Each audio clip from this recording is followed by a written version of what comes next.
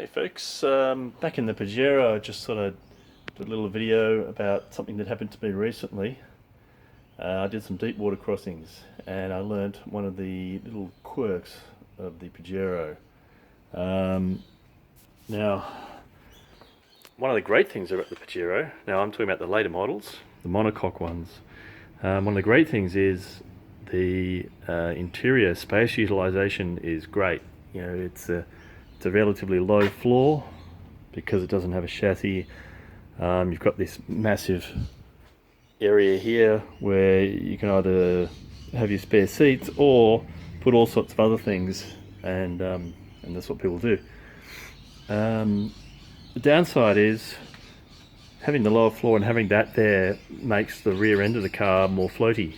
And when you do deep water crossings, I mean, if you've got lots and lots of weight in it, then it won't be so floaty. But it definitely was more floaty than the other vehicles that were in my that are in the area at the time. So yeah, I recently did some deep water crossings, and no, I didn't have a lot of weight in it, but you can see in the videos that the water level was at least around here somewhere, which put it above the rear lower door seal. Now I don't know if that's where the water came in. I'm hazarding a guess that it is, but I don't know for sure. So basically what happened is water got into here. Now, as you probably know, it normally doesn't look like that. You've normally got this plastic thing in here. So basically, I had a toolbox, I had a spare oil filter, my toolbox had a multimeter in it, and basically the water level ended up maybe halfway up. And so I've had the multimeter, well, I don't expect that to live again. The oil filter, that's gone. I had to spend over an hour pulling everything out of here, letting it dry, and then bucketing the water out because there's actually no way to easily get the water out. And I'll mention that in a minute. So, yeah, I was literally, I had like my bowl, breakfast bowl. I was, just I was there for probably half an hour just getting the water out. And then you can see you've got this access point here to underneath, and you can tell that there's water under there, but you can't do anything about it. I would have had to empty the back of the car to get this out to get to this point.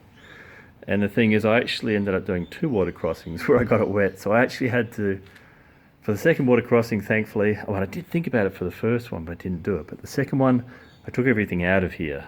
I actually put rocks in here. I filled this with rocks. Maybe there's 100 kilos of rocks in here to reduce the amount of flotation.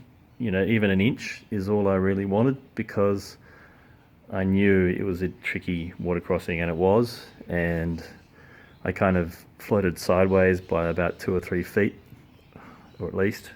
But I managed to survive, and so did the car. So I had to bucket that out twice. And then, of course, I still knew that I'd have to sort it out when I got home. So, because I knew there was still moisture under there. And look at this. This is your typical felt sound and heat insulation. And that is still completely saturated, as I expected. So I absolutely had to take this out. Even if I'd been able to get the water out, like you still have to take this plastic thing out to get this to dry. Now, at the time I couldn't really see any obvious bungs, but it turns out there are. But the thing is, they're designed to come out upwards. See that? So I don't like your chance of getting that out downwards. I mean, you could like try and drill through it and really grab it and rip it through or something, but then you'll have no bung. There's actually 2 of them, but they both open upwards. So, you can't open it upwards with the plastic thing in there, so it's all premised on you removing this plastic thing. To remove the plastic thing, you've got to remove the this part here, which has 3 clips here that pulls off. You've got your pole tray piece here. That's 2 screws that pulls off. You've got to take your tie down point off. That's a bolt, and then you've got 2 screws to take that little piece of carpet off. 2 screws to take this little piece of carpet off, and then you have to kind of prise it out. It was never intended to come out at this stage. You have to sort of tweak and prise it out to get it out. Basically, they put that in first, and then they built everything else. So it's a typical modern car clusterfuck, or they're just doing what suits them. They've got no care whatsoever about anyone else coming along later to do anything, fix anything, whatever. So I'm not sure where the water got in, but you can see here there's bits of, this is I'll get the torch. This is like bits of floaties that would have been in the river.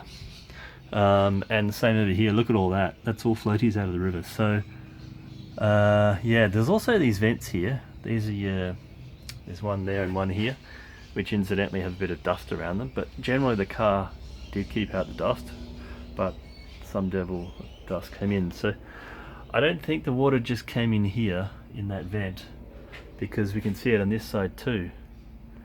So really I still don't know where it came in. Now there are these wires here. Now I'm actually not sure.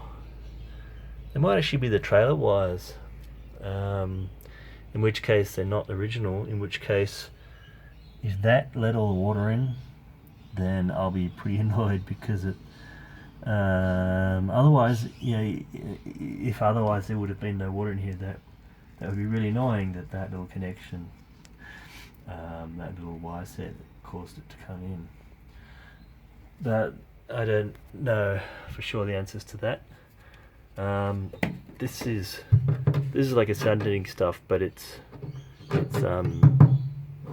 still wet, but it doesn't really absorb. So so basically this will dry fairly well, but that felt will take a while, and then I can put it back together. But of course I may want to do river crossing again. So what I'm thinking I might do is, now you could just drill some holes, maybe drill a hole on each side, look underneath for a good access point, and then drill a hole on each side. That way you won't have to sort of necessarily park it leaning in any particular direction. I mean, you could just have one. Now you could weld on a nut and then just put a screw in there and have that as your bung. Or you could just do what they've done here, just drill a hole and then put a rubber bung in there.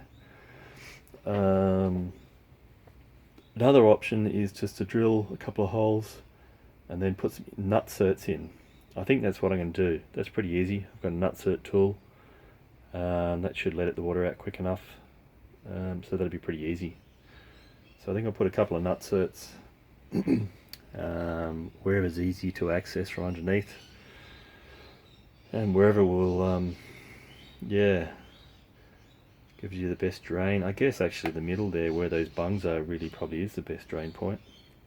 Anyway, I've prattled on for long enough, so that's the challenge you have in these models with the lower rear well if you do deep water crossings.